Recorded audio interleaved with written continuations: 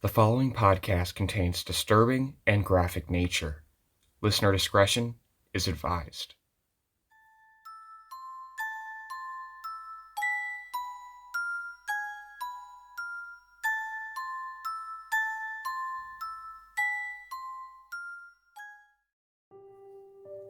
Hello, ladies and gentlemen.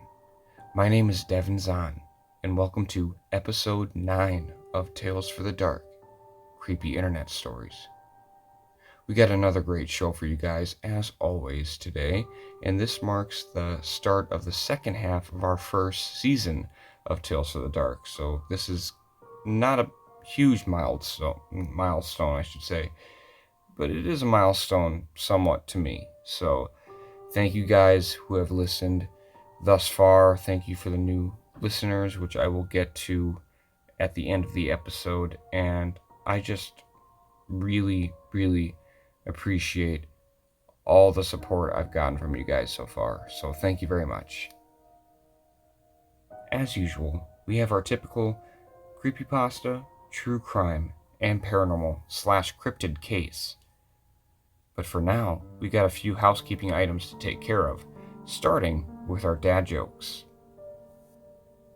Coming from parade.com, we have a couple dad jokes here for you, starting with, I used to hate facial hair, but then it grew on me. That's a pretty good one.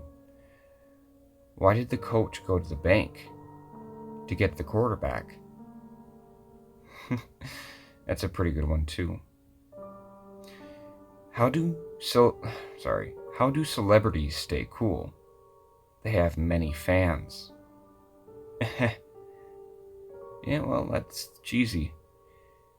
Alright, 5 out of 4 people admit they're bad at fractions. That's a math joke. Simple, but effective math joke.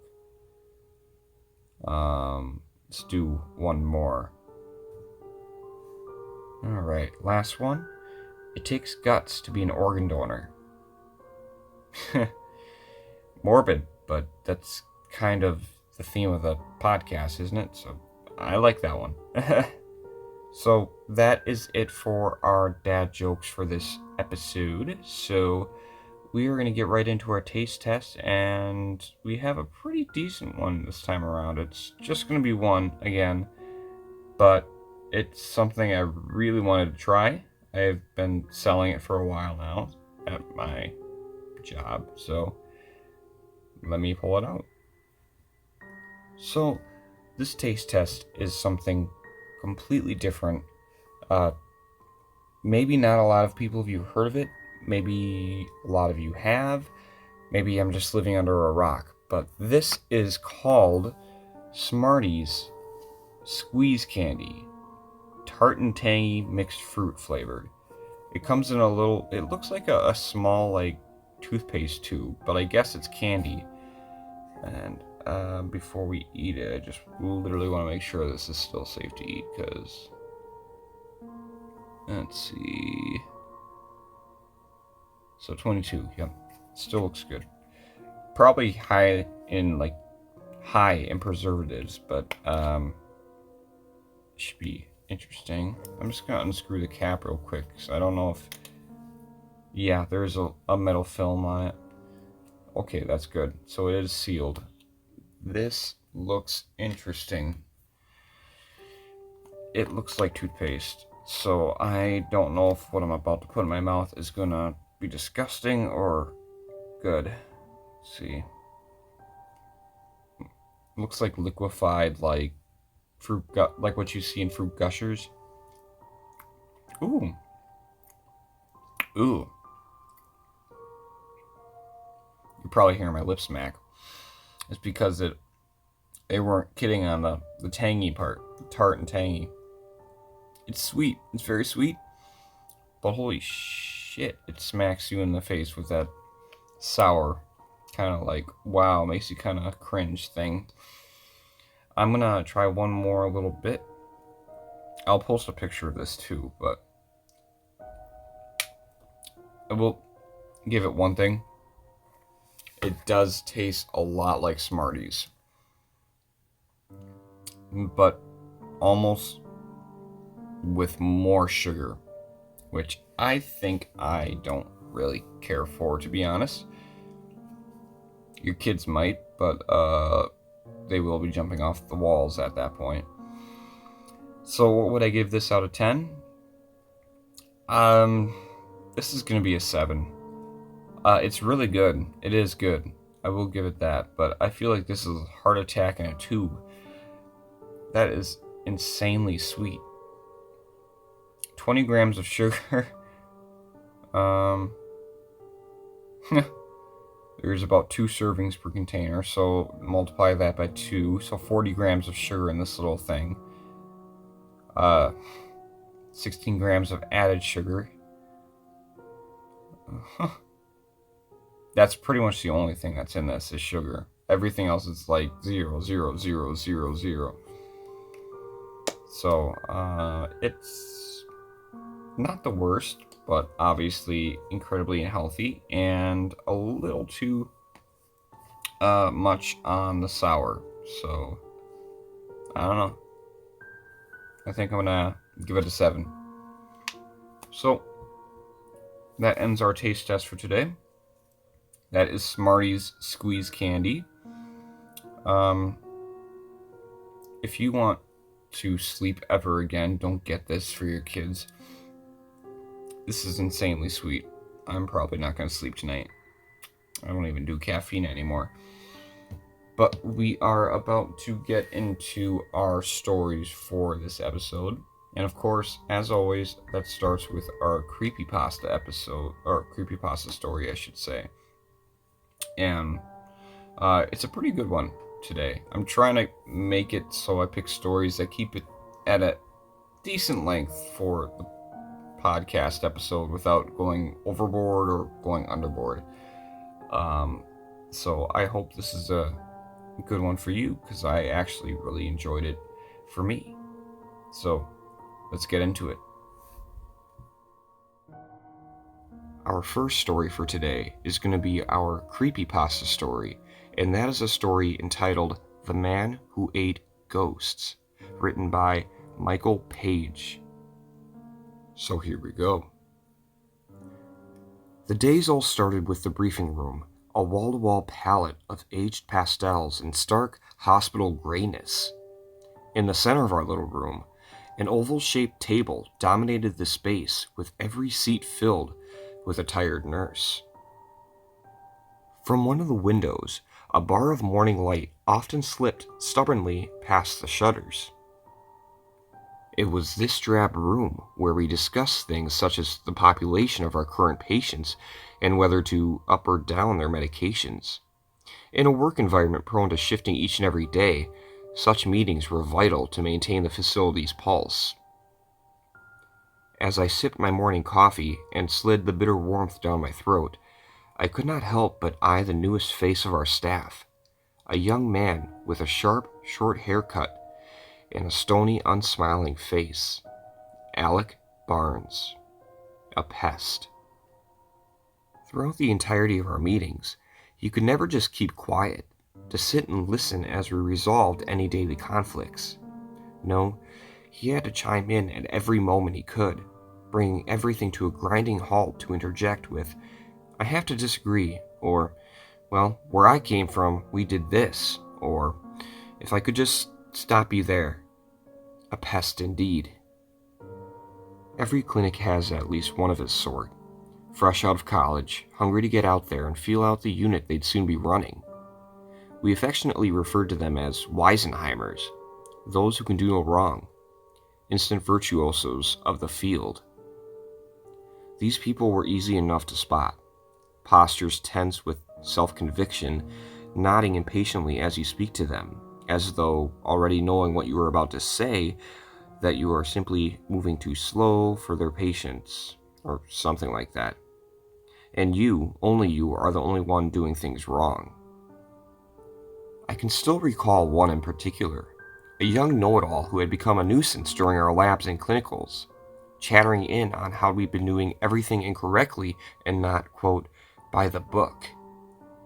That is, until one day I'd spied the bag of dopamine she'd secured for a patient draining itself into their sheets. The sheets! Never faster had I seen one's face flush so red. And what happens to all that self-importance after moments like this? They are jettisoned out, left to the scorn of those they've obnoxiously reprimanded. And you can bet your bottom dollar Alec Barnes will get his eventually. Reality has a way of compressing our egos. After the meeting has finished and the charge nurse has assigned our patient loads for the day, I set out to complete my daily tasks. Within the confines of our 25-bed unit, our patients mostly consisted of those recovering from injury, whether accidental or purposefully inflicted. Attempted suicide was a frequent conviction here, and most patients were more of a danger to themselves than others. That being said, there were always those we had to be wary of. In my years as a psychiatric nurse, I'd been kicked, scratched, bitten, punched, and for the better half of a day, verbally threatened. Still, I never let it sodden my spirits, no matter how much saliva or curses were hawked at me. Contrary to how social media or cinematic horrors may portray them, psychiatric wards are not twisted places littered with crazies. They are places of healing, of alleviation, a haven for those alive but internally tormented. Yes, some kicked and shrieked in the halls until their throats split, but a good deal held a much quieter, unseen pain. That was why I was there, to help ease the cold terrors of their futures. And for the case of our newest arrival, Ronald Buell would definitely become my next big project. It was raining on the night they brought him in. I spied him rolling by on a stretcher, his cold face wet and dripping. His eyes flickered with transient consciousness, perhaps barely grasping the shapes and sounds around him. For a moment, we actually held each other's gaze as he was whisked away to the intensive care unit. 10 paper clips, 8 marbles, and 5 drywall nails. These were the objects removed from Mr. Buell's stomach. He was diagnosed with pica, an uncommon disorder in which one has an urge to ingest inedible objects, though one this severe was especially rare. Encompassing that fact, he'd also been diagnosed with depressive disorder, severe anxiety, and post-traumatic stress disorder. Despite my history in the psychiatric field, I could not help but feel woefully unprepared for him. If only I had even the slightest clue. I stopped at Mr. Buell's door, surveyed my notes once more, and carefully let myself inside. The room was reminiscent of a college dorm with a single window providing a glossy view of the parking lot. Mr. Buell was awake and currently hunched over his table, a wilderness of hanging stringy hair covering his face.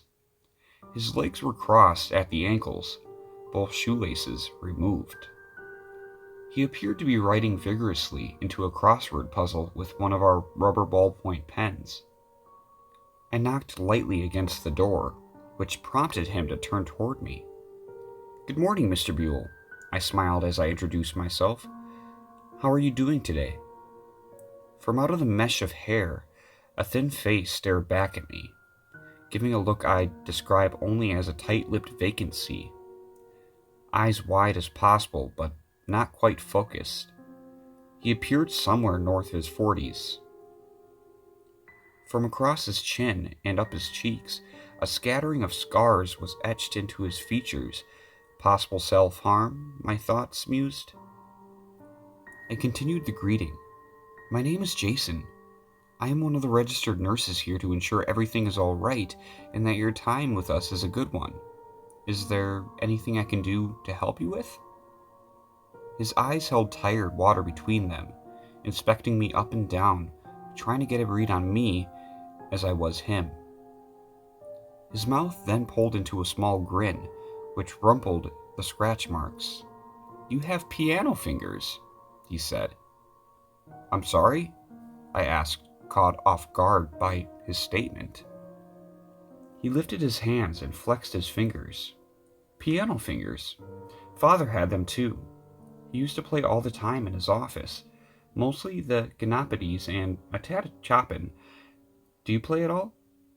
Despite his craggy appearance, his voice carried with a genuine playfulness behind it. Not at all, I chuckled. My mother had one of her friends give me lessons when I was younger, but unfortunately, none of them stuck. Yes, Mrs. Brown was an avid teacher of the arts, but now I could only remember the reek of bone broth carrying her breath. Anyhow, it was nice officially meeting you. Please don't hesitate to let me know if you need anything. We'll do everything we can to help. Of course, he answered, rubbing a finger along his scar-fringed chin. It wasn't long before we realized the true extent that Mr. Buell needed to be monitored. From the television room, he'd plucked out the power button as well as both volume buttons from the remote and swallowed their small plastic bodies. From his bathroom, he twisted the cap off one of the soap dispensers and negotiated it down his throat. And before we could catch it, he'd already swallowed the flexi pen we'd given him for his crosswords. As arrangements were being made to have them removed, we mulled over different treatment options for his condition. In most cases, pica was caused by an iron deficiency in the body, leaving it craving something to replenish the lacking minerals. Therefore, we prescribed him an iron supplement. After a few weeks of the dosage, 2 tablets a day, an iron-rich diet, his pining for non-food items had considerably lessened. I was ecstatic about the progress, thoroughly convinced that before long his symptoms could be entirely gone. Unfortunately, I would come to find out we were only scratching the surface of Roland Buell. As far as the supplements had taken him, we'd soon discover that his hospital bracelet had gone missing, not so mysteriously.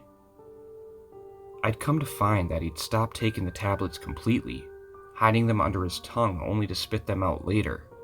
On top of that, he'd entirely stopped eating anything that we provided him. The next evening, I stopped by his room to once again check on him. Roland was, yet again, seated at his writing desk, his spine stiffly straight and his neck bent towards the window. A tray of food sat on the bed next to him, cold and uneaten. I scooped it up for him. "You should really eat something, Mr. Buell. Otherwise, they'll have us give you a feeding tube. The food is much better, trust me." He didn't acknowledge me, merely holding that gaze towards the grayish smear of asphalt outside.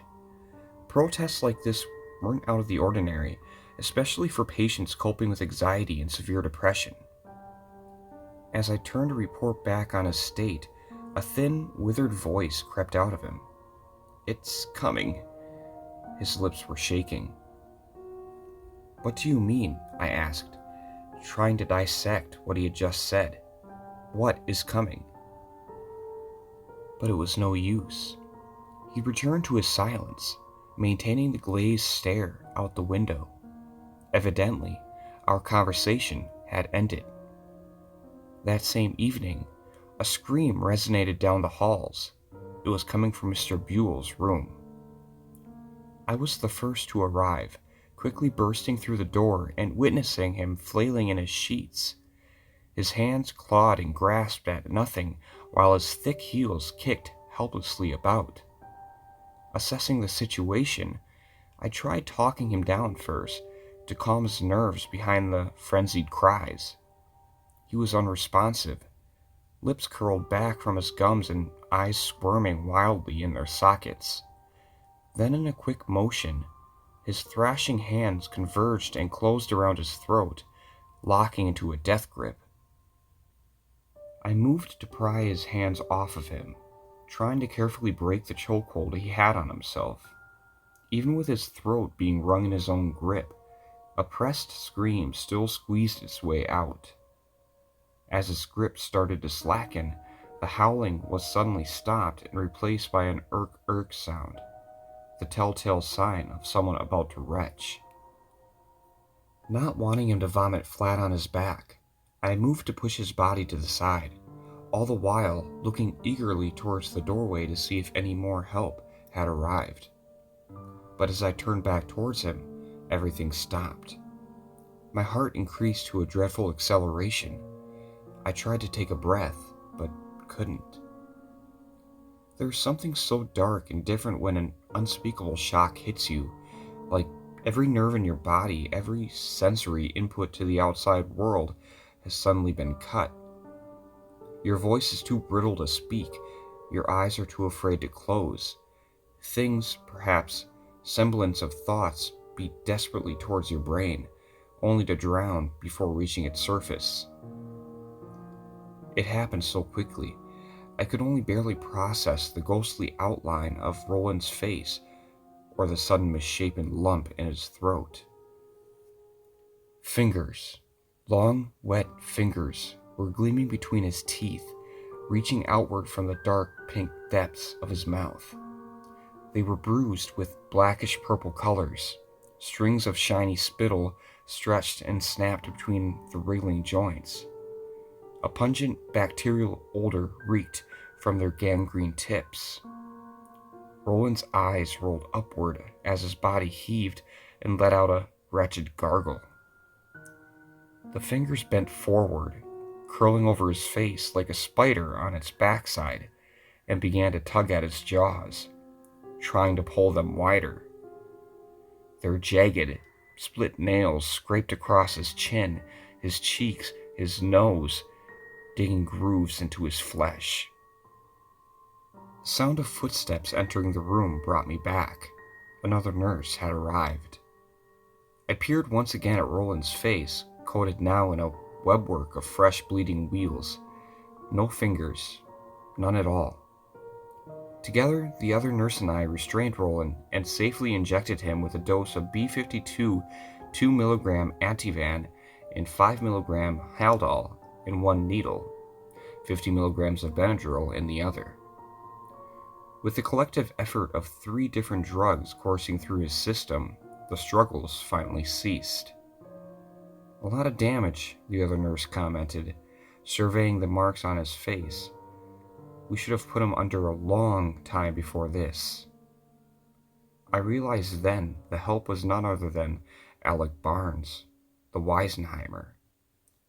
Whatever he said next never reached me. I'd already left to get some ointment for Roland's cuts. I didn't sleep well that night, dozing in and out without any hope of catching a dream. Before long, I was awake and standing over the sink of the bathroom, both hands against the porcelain. Amidst the rubble of my thoughts, my brain was scavenging for answers, something that could explain what had transpired. But the answers came up short. There wasn't enough substance to it, not enough material to grasp onto. I could only imagine those fingers, their rotting pores, their twitching knuckles, jutting out of a man's mouth, trying to hoist an even larger something out of the tube of his throat. The image made my insides feel wretched and rolled a brief nausea out of my belly. "Absurd," I snapped back at the disgusting thoughts. "Ludicrous, disgusting. Get a hold of yourself." To give such a thing credence was unacceptable. It was a stressful moment, a fabrication of a rattled mind in a stressful situation. That is the end of the matter. No further discussion required. I gargled some mouthwash, clapped both hands against my cheeks, and returned to bed, repeating the same determined tempo. When I did finally fall asleep, there was no protecting my dreams. I was back there again, standing in Roland's room while his blurry shape screamed and writhed in the sheets.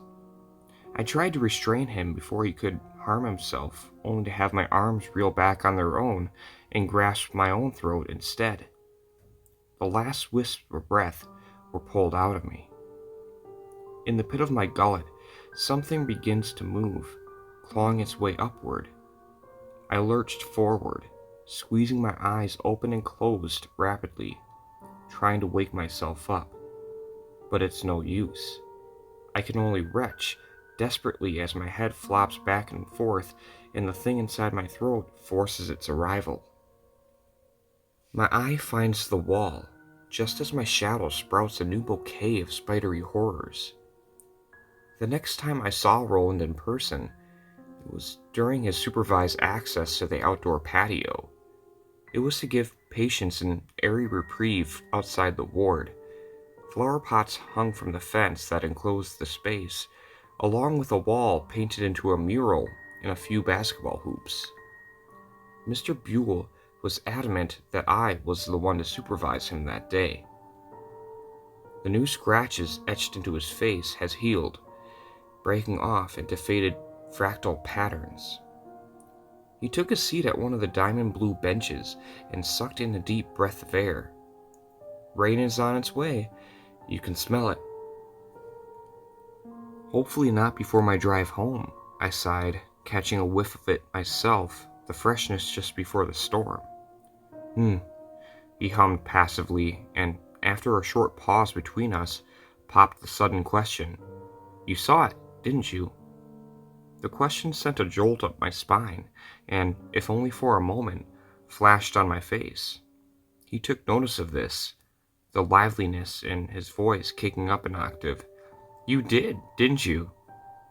What are you referring to? I asked, rolling my shoulders back.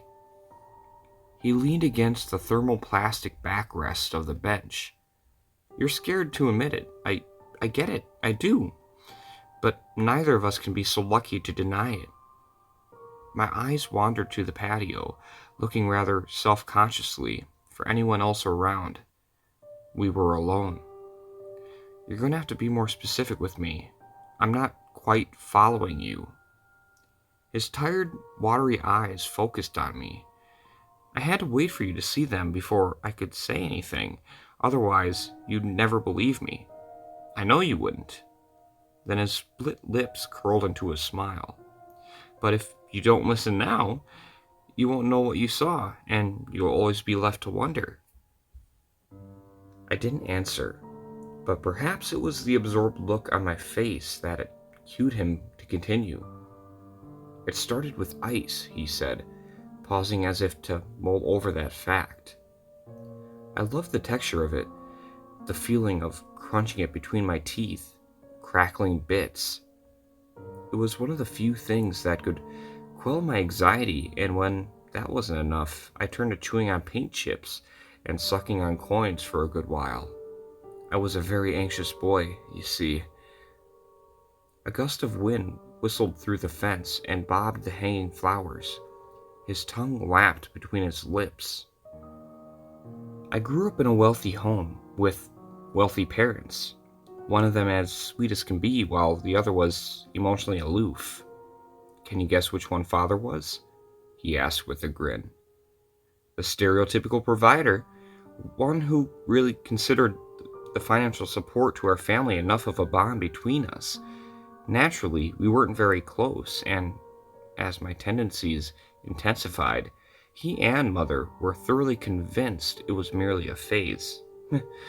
Don't ask me why it wasn't. I couldn't tell you. All I knew was that my cravings for the indigestible only grew worse as I got older. I stayed silent and listened, not daring to say anything else to throw him off point. I felt a responsibility to understand him. He'd finally opened up, no longer disappearing behind that flat stare out the window. Answers were best found during the low tide, after all. Surprisingly enough, I wasn't the only one with compulsions in our household, Roland chuckled. Father was a collector, not for coins or old dusty vinyls. He dabbled in other things.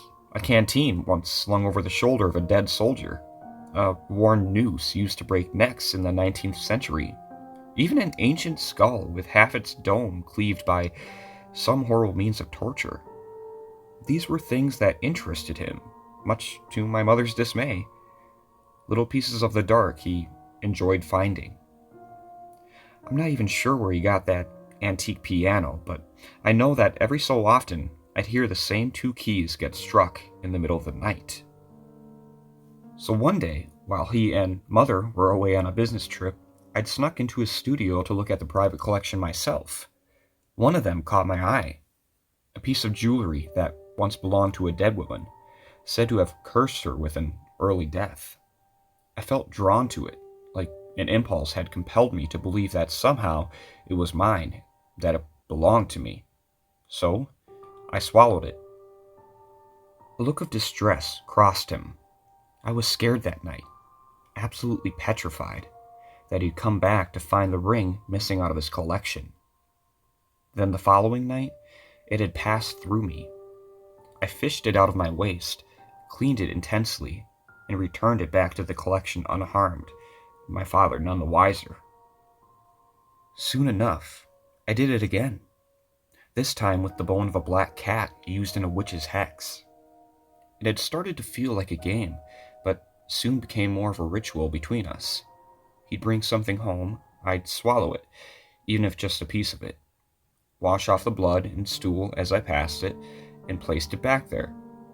Sure, there may have been some pain and slight discoloring here and there, but never enough for him to notice. It felt good, celestial even. Father and I finally found something in common. We both had a liking for objects. His face then fell, becoming ghostly stoic as his voice lost its shape. When it came time for me to move out and move on with my life, I had to put an end to our little game. He never did find out what I'd been doing with his collection, and I wouldn't have it any other way. I'd managed, or so I thought, to wean myself off of them. But as time passed, I began to have strange thoughts about all those cursed, haunted things, like how they felt suddenly different in my hands after I passed them. Almost like the energy they once had was no longer there, like it had been left behind somewhere inside me. And what if all that energy, or whatever it was they had, was then left to brew and ferment over the years until it gestated into something else? He rubbed a pale hand over his chest. Something that finally wants out. As his voice finally trailed off into silence, I spoke up. What do you mean by wants out, exactly? The glaze over his eyes had returned. I'd like to go back inside now, please. That was the last and the longest conversation we'd ever had together, and he was done sharing for that day. I tried to stray my thoughts away from the conversation we had. It was really too much to digest. For the rest of that day, I no longer felt like myself inside the ward, almost like the weight there had become too crushing, like something was about to crest over the rise, and all I could do was brace for an impact I couldn't see. What happened next occurred on a late Sunday evening, 3 days after Roland Buell's unshakable silence. I was making my usual rounds in the ward, and I'd stopped by to check in on him. I knocked 3 times, opened his door, and stepped routinely inside. Roland was not in his bed or stationed at his usual spot at the writing desk. The door to his bathroom was inched slightly open, the sound of a sink running coming from inside. "Hey, Mr. Buell, just here to check on you. Is everything all right?" I called. There was no answer. "Mr. Buell, are you all right?" Still, nothing, only the steady drawl of running water. Without warning, the bathroom door swung open, rebounding off the rubber stop and then rebounding again off Roland Buell's body. He had blundered out backwards on his heels, both hands locked around his neck. His face was flushed into a darkish plum color. Heaps of foam dribbled out of his mouth, rolling over his lips, which had gone blue. Tears streamed out of his eyes, which bulged from their sockets. A single sound emerged from him, the gargled note of air trapped in his throat. Choking, my thoughts screamed. He's choking! I grabbed at him, spinning his body around as both my arms locked around his waist. Never in my life had I performed the Heimlich, but in that moment, it was do or die. I pressed hard into his abdomen with a quick upward thrust, practically lifting him off his feet. His body jerked back, but there was no luck dislodging whatever was inside his throat. The door opened. Someone else had heard the commotion too. I looked feverishly toward them while administering another ineffective thrust. The other person was none other than Alec Barnes. Even amid the panic, I despised his presence there greatly. "What's wrong? What's happening?" he asked, which only infuriated me. "Choking," I snapped, yanking Mr. Buell back yet again. Hot blood coursed through my arms. I forced down a swallow, trying to wet my dry mouth.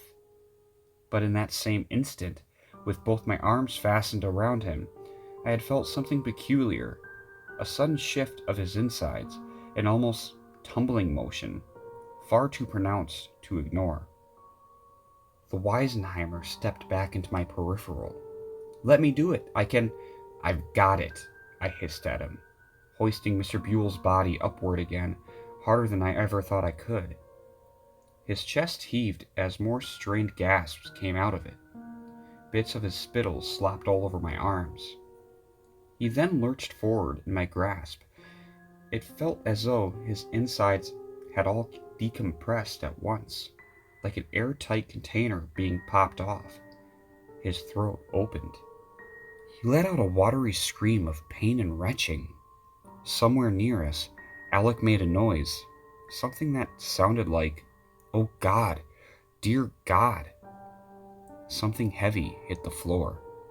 Roland Buell went limp in my arms. Alec Barnes let out a scream. Frantic movement skittered across the room, like a sound of a fish flopping about a dock, followed by something being torn out of a wall. My eyes raced around, but the slew of everything at once had sucked all the blood from my brain, flushing its data. I checked on Roland, who had slumped over like a puppet in my arms. He was unresponsive, with his eyes staring blankly forward and lips hanging loosely open. I checked for his pulse and found no rhythm. Lying him on the ground, I aligned both hands on top of the other and pumped until the strings of my wrist burned. Then I pinched his nose and forced air down his windpipe. It wasn't working. As I did this, my eyes traced the floor, following the thin film of blood and bile that trailed away from us. First to the bathroom, and then to the vanity, where the air vent below it now hung open. The right side of its grill pulled entirely out of place. Alec Barnes was frozen in his spot. The shock that distorted his face was almost too vivid to be real, and even as more staff arrived, he still remained there, stricken with fear. Roland Buell was pronounced dead by our medical examiner. The manner of death? An esophageal rupture. Several tears had perforated the walls of his throat, along with a dislocated jaw, entirely unhinged from his skull.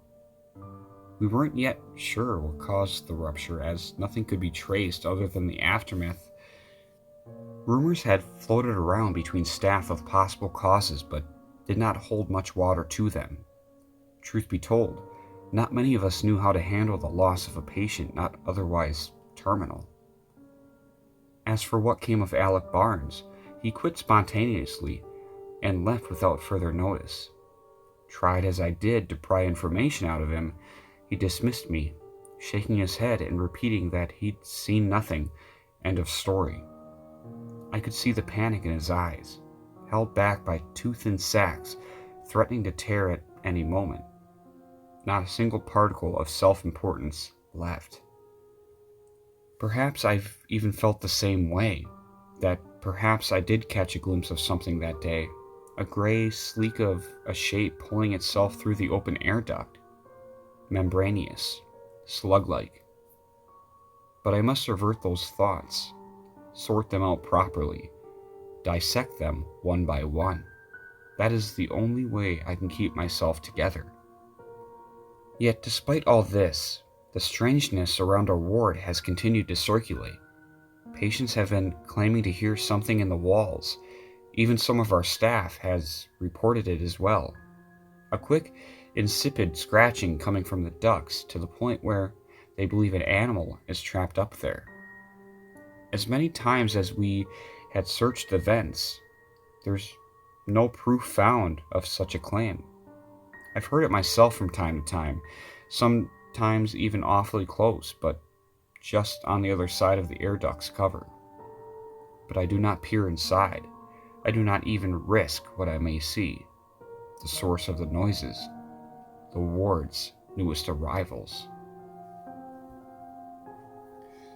Alright, that is our creepypasta story for this episode, and, well, I was gonna give it a great score up until those last couple paragraphs. That was pretty much completely ad-libbed for how poorly written it was from an author's standpoint. But the story itself, it was decent. I shouldn't even say I was going to give it a good score because, I mean, it did have 99% build-up, 1% payoff. I mean, it was creepy, but is it worth reading on this podcast even? I mean, I'm posting it, obviously, because this was a long story, but this story is from obviously a very mental health kind of point of view standpoint, and which, in all honesty, I do honestly think it is something we need to put more emphasis on in real world society and everything like that, because I myself have PTSD, and it sucks dealing with the stuff that goes on in your head and you can't control it. That being said, I mean, if you understand that concept of how terrifying any sort of mental illness can be, this is a great story, and this is why I'm going to be giving it a better score. But the only problem I have with it is you spent 75% of the story building up to something that was just kind of like, okay, alright, that's creepy. I mean, I want something that's gonna be like causing me to have nightmares at night. Pretty creepy, masochistic maybe, I know, but it was a good story. I'm gonna have to give it a 7 out of 10. But I want to know what you guys think, as always, so please send an email to talesforthedarkcis@gmail.com. Otherwise, send a personal message to the Facebook page, Tales for the Dark - Creepy Internet Stories. Otherwise, we do have an Instagram too, but more the typing type, so probably Facebook's the best way to get a hold of me.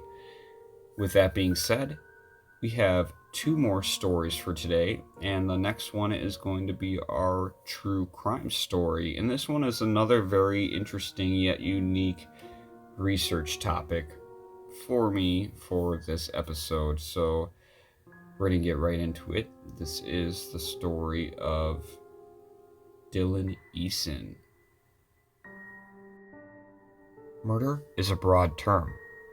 You could murder a random damsel in distress on the streets, or it could be someone closer to you than you ever thought possible.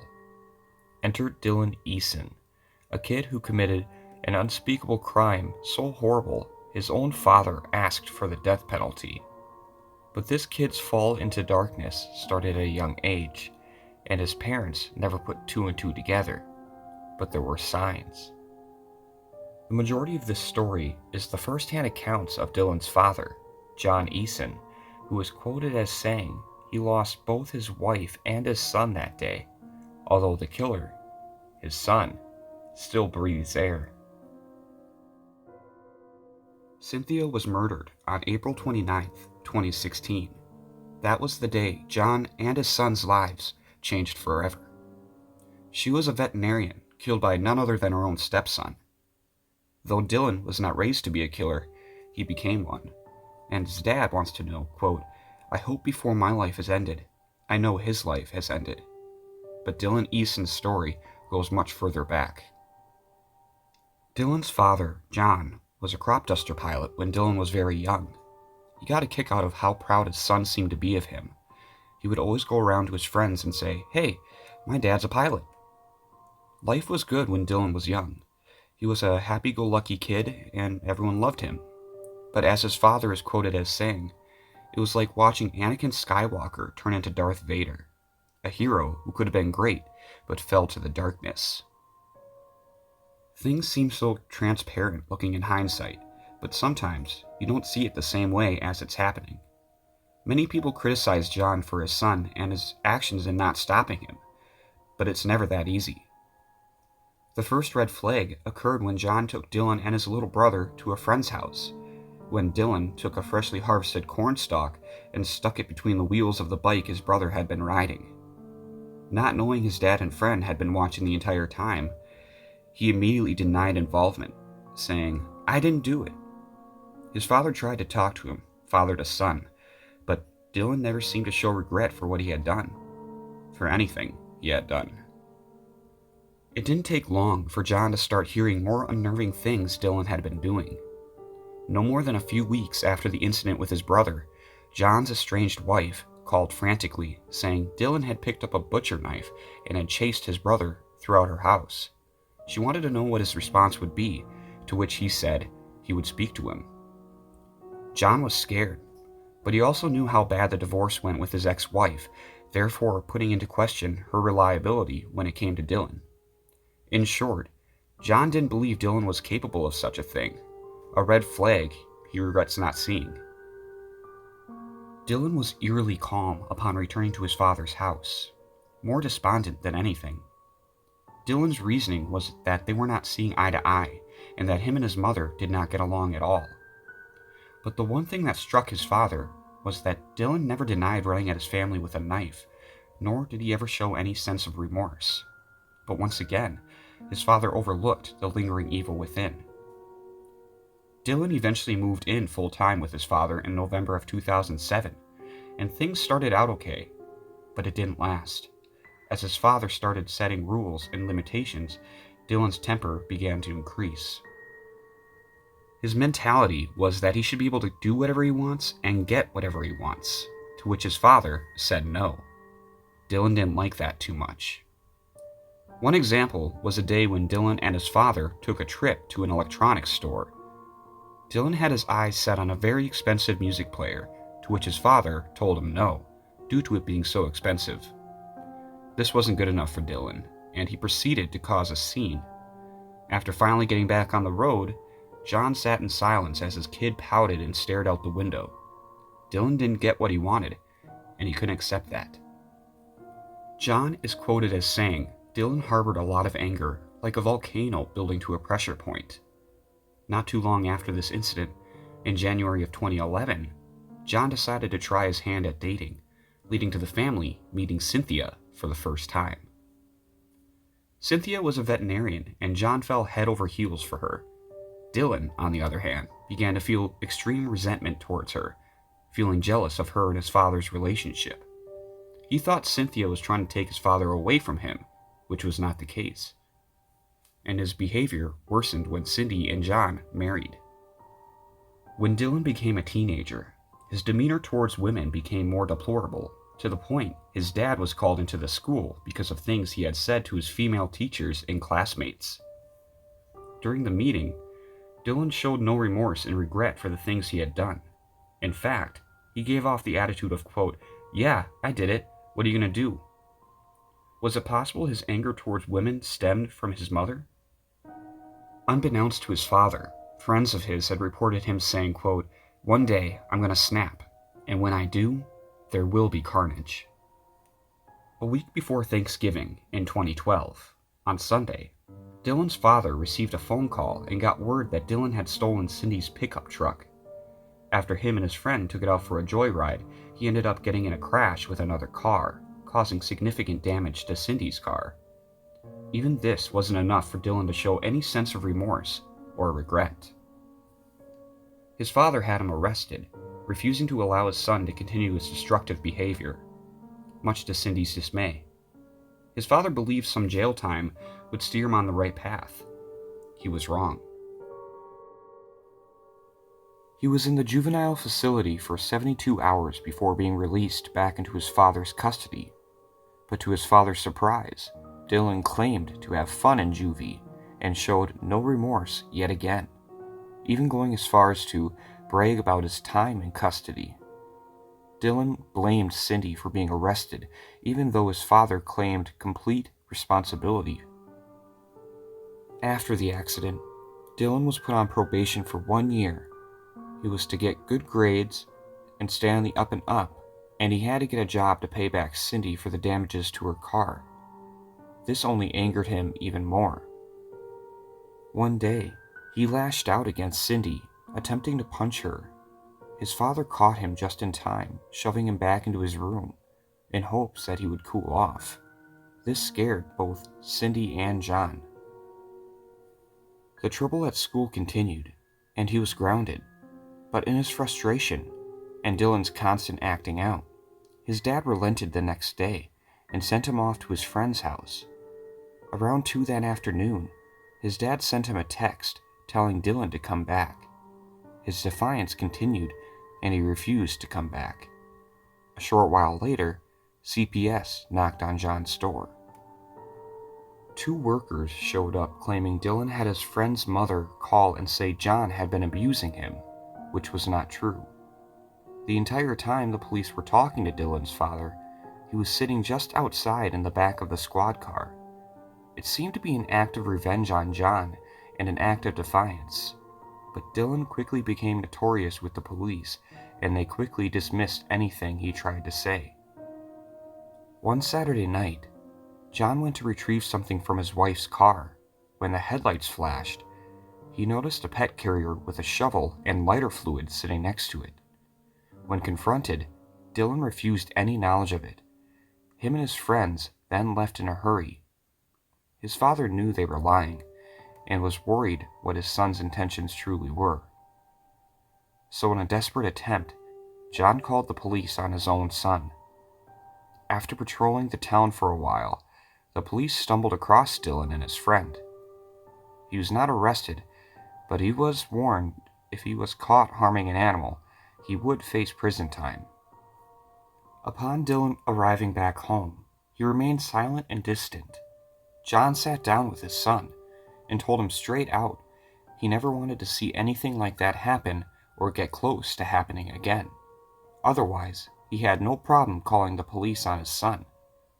Dylan nodded, and that was the end of it, for now. 1 year later, John received a call from Dylan's mother and his estranged wife, admitting Dylan had killed neighborhood animals around her neighborhood in the past. He had been doing this long before John ever caught wind of it. Not knowing, this was one of his most painful regrets John had with his son. During Dylan's interrogations, he claimed to have regretted what he had done, but with such an empty, cold, emotionless voice, it was disturbing to even hear.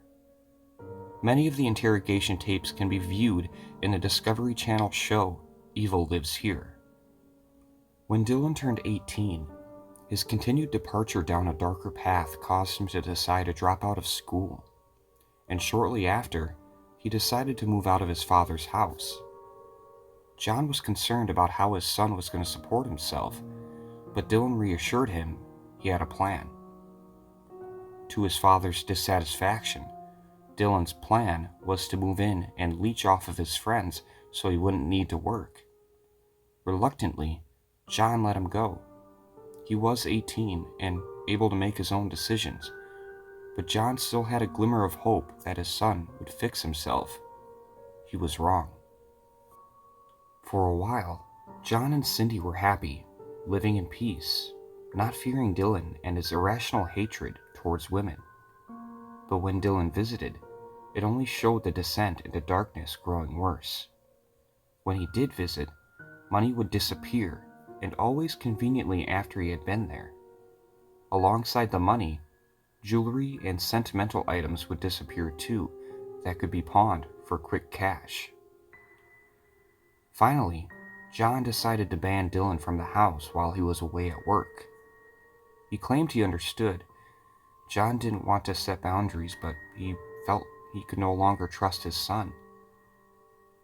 In April of 2016, John left for work, leaving Cindy at home alone, while Dylan had moved in with a friend across town.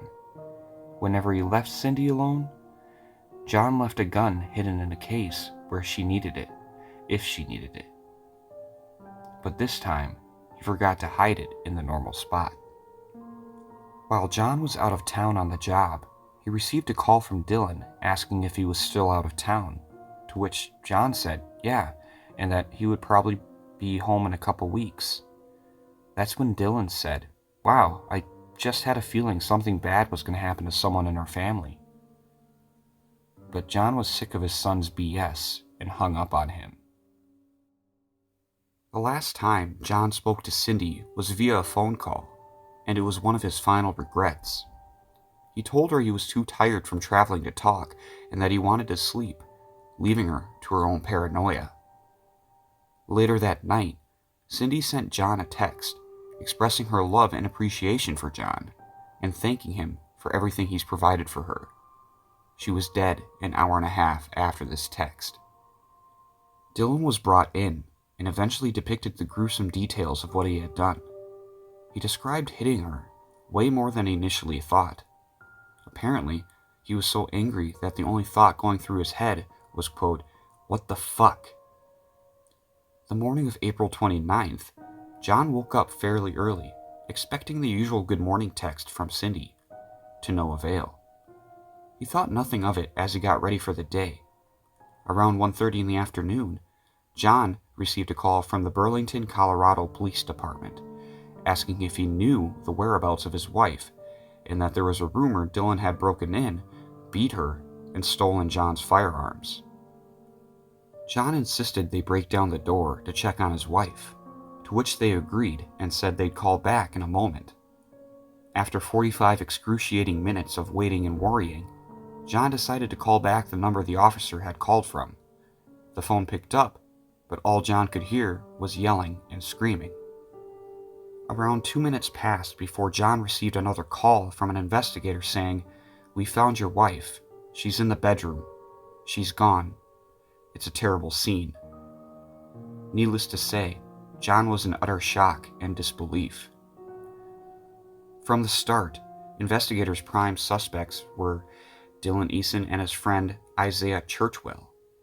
The pair broke into John and Cindy's home around 12:30 that day and targeted Cindy right from the start. Isaiah reportedly held her while Dylan beat her until she was unconscious. As she came to, Dylan reached for a crowbar, went back, and beat her to death. According to Isaiah's testimony, Dylan spent 20 minutes beating on her, saying all he could hear was thud after thud. After a while, Isaiah himself had enough and went in to stop Dylan. John regrets not being sure the gun was in the right spot, but it is ultimately his son's fault, not his. John does feel regret for everything that's transpired and became famous for being the father asking for his son to get the death penalty. According to the police, she fought tooth and nail. Unfortunately, it wasn't enough. John to this day feels an immense amount of survivor's guilt, but he was surrounded by people who supported him from the start. The next call John received was from his wife's killer, his son. Dylan tried to play dumb, asking what was wrong. John responded with, "The police are looking for you, but you better hope they find you before I get home, 'cause hell is coming with me." It was enough for Dylan to turn tail and turn himself into the police. The fear John put into him was apparently more of a threat than the fear of facing the court system.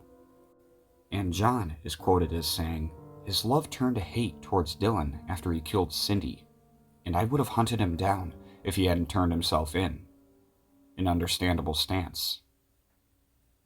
John advocated for his son to receive a death penalty sentence, even stating as much on the news, saying after committing such a brutal crime, no one would deserve to continue living. Dylan was found guilty of the murder of Cindy Eason, but instead of the death penalty, he was sentenced to life without parole, to his father's dissatisfaction. John has had no contact with his son since the murder and does not see that ever changing. Some of John's family resents him for not standing by his son, but I, for one, applaud him for sticking to his morals. Dylan Eason was a brutal killer who started out like a classic movie killer.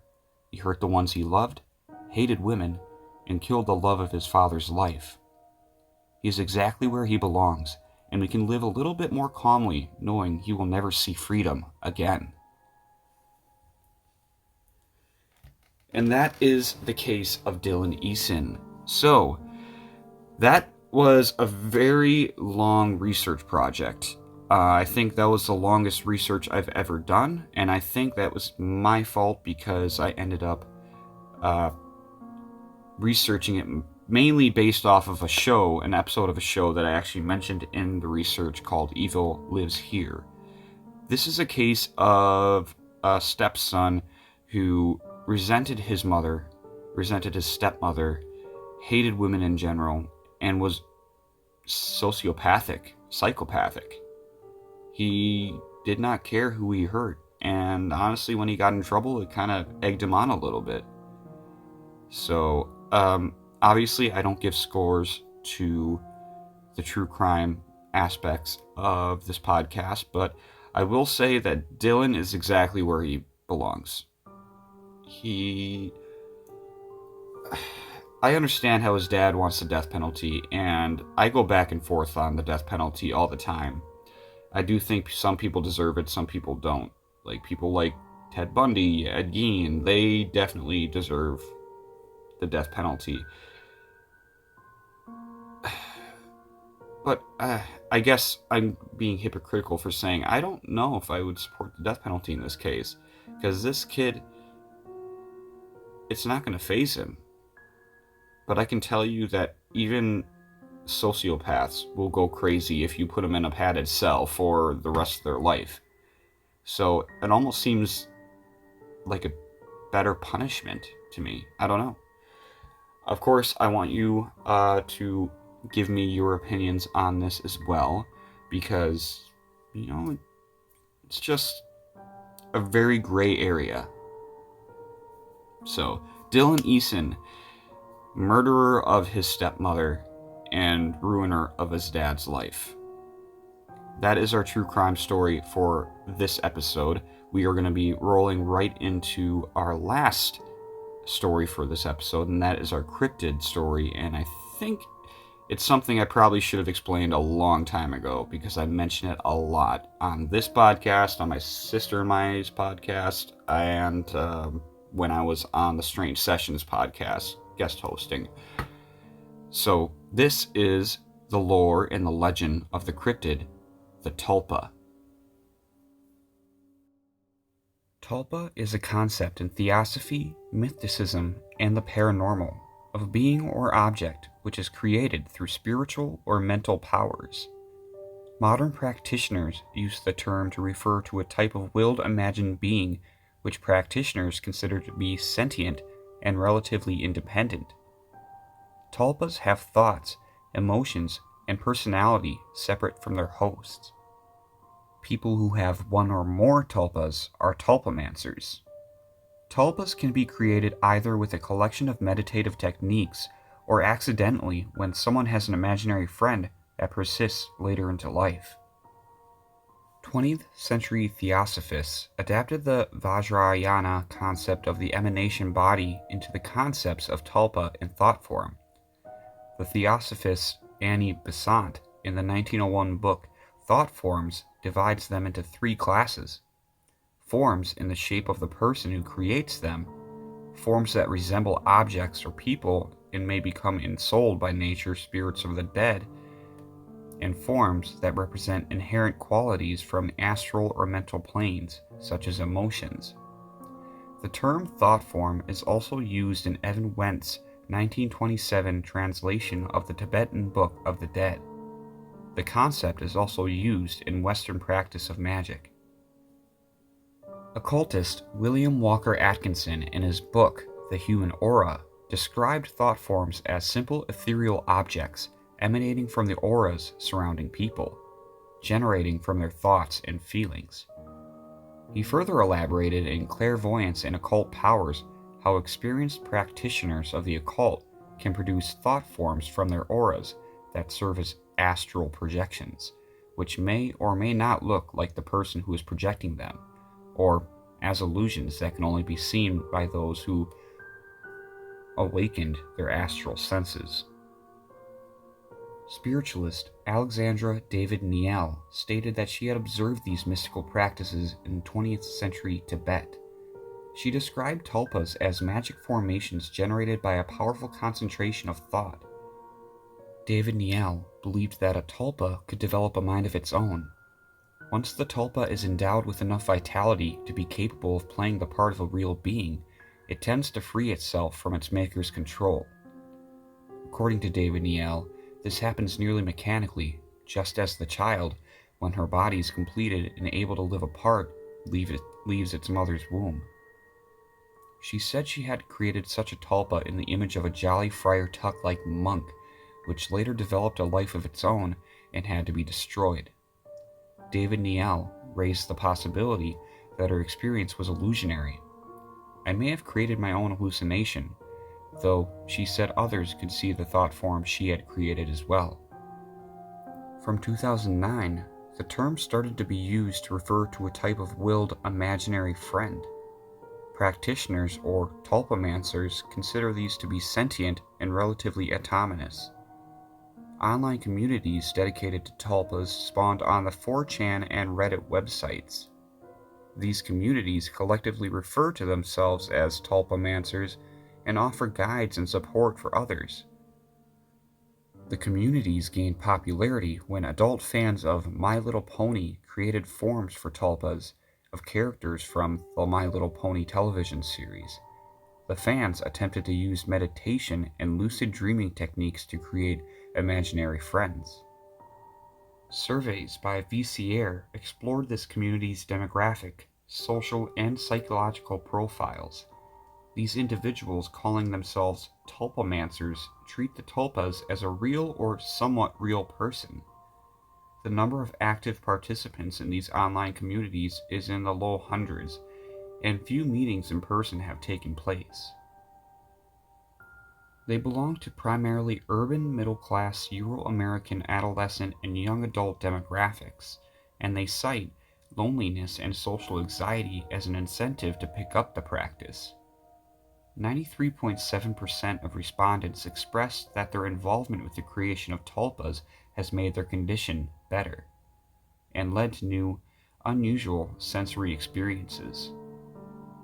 Some practitioners have sexual and romantic interactions with their tulpa, though the practice is controversial and trending towards taboo. One survey found that 8.5% support a metaphysical explanation of tulpas, 76.5% support a neurological or psychological explanation, and 14% other explanations. Tulpas are able to communicate with their hosts sometimes. This communication is done with an alien feeling, thoughts in which they sense thoughts that are not distinctly their own. Some tulpamancers may experience hallucinations of their tulpas. This includes auditory hallucinations, visual hallucinations, tactile hallucinations, and olfactory hallucinations. Tulpamancers that have hallucinations may be able to see, hear, and even touch their tulpas. Some tulpamancers visualize a mindscape or wonderland that their tulpa can be in. For the host, visualizing the mindscape may feel like daydreaming, hypnagogia, or lucid dreaming, and for the tulpa, they can explore the mindscape, and tulpamancers can use this to interact with the tulpa. Possession is where the tulpa takes control of the body. When possessing the host experiences depersonalization, and the tulpa either gains control of part of the body, has control of the body alongside the host, or switches places with the host, taking full control of the body. Tulpas cannot possess without the host allowing them to, and possession can be achieved with meditation. Especially in the modern era, the internet could very well have created several more tulpas and tulpamancers. It is the source of most cryptids we know and research today. Although we have very little information on tulpas, it still begs an air of caution. Maybe what's haunting your dreams may stalk you in the morning. Alright, that is our research on tulpas. And, well, what do I think? I actually had to go back and re-record this entire story because I ended up finding a lot more information online. Although it's not nearly more than what we already have. What are tulpas? They are much more creepy than I thought. I thought it was just something that is born of thought, but it honestly can take on a life of its own from the sounds of it. If you give it permission to jump into your body and do what it will, it could very well lead to some very dangerous things happening. And it's even creepier to think that sometimes maybe that that voice in your head isn't your conscious. It's a tulpa that you've created yourself subconsciously. And in my research, I didn't explain it in the actual story, but a lot of tulpamancers and people who dabble into tulpas actually have a higher chance of being mentally ill. Now, that could lend to a theory that tulpas are simply only in your head, but there's a lot more people with schizophrenia, ADHD, stuff like that, if they dabble in tulpas. And it was actually researched from around 200 people, and over 53% had some form of mental illness.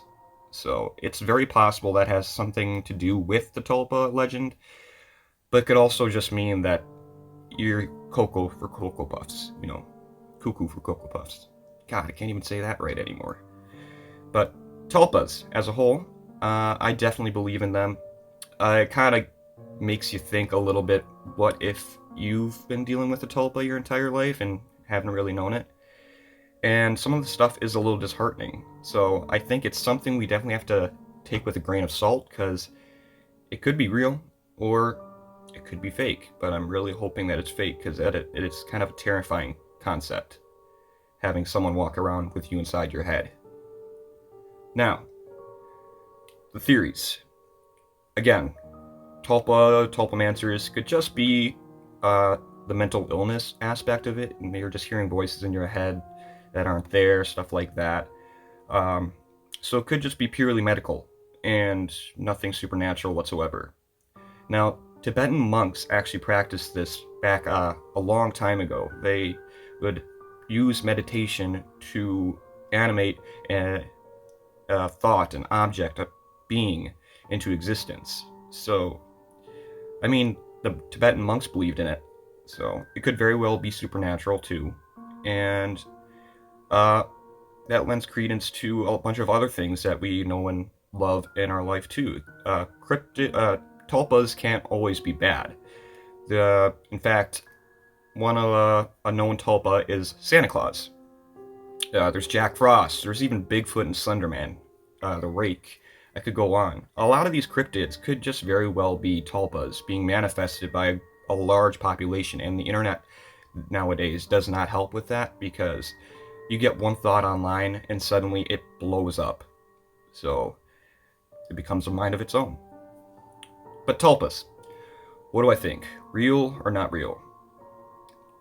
I wish I could say I don't think it's real, but I think there's a strong possibility. It's not out of the realm of possibility.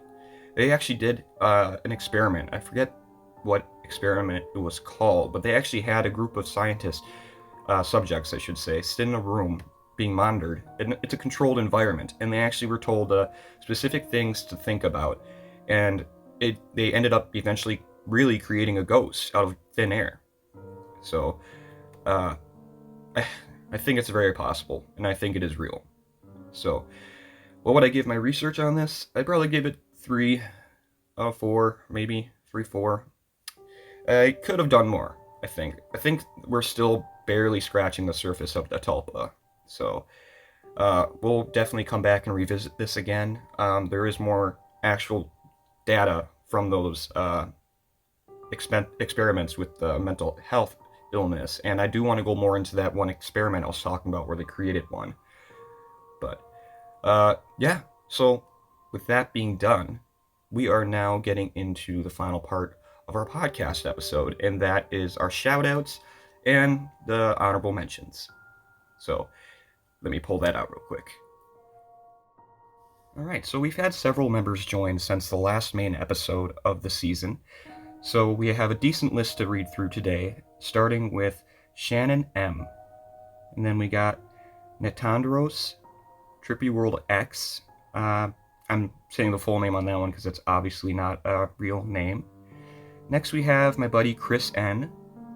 And then Felicia T. Stevie V. Erica W.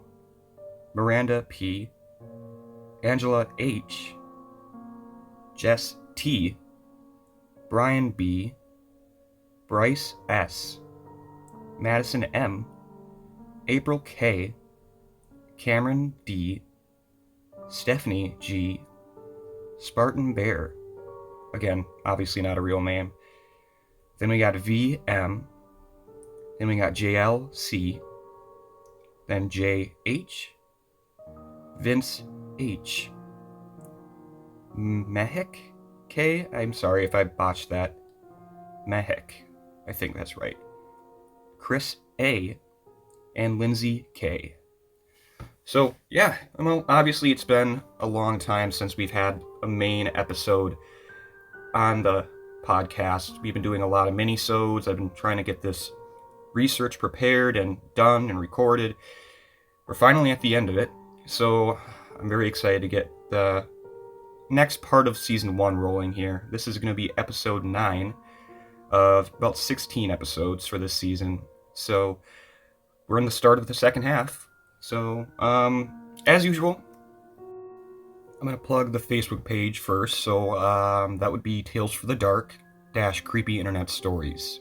So, look us up on there, drop a like on some of the posts, comment, send in submissions, obviously, because I'm always looking for suggestions from you guys. I really want this to be a community thing. So, look us up on Facebook at Tales for the Dark - Creepy Internet Stories. We also have a YouTube, it's under the name Sir Broski right now, all one word. I'm planning on making a dedicated YouTube channel specifically for Tales for the Dark, but I'm lazy.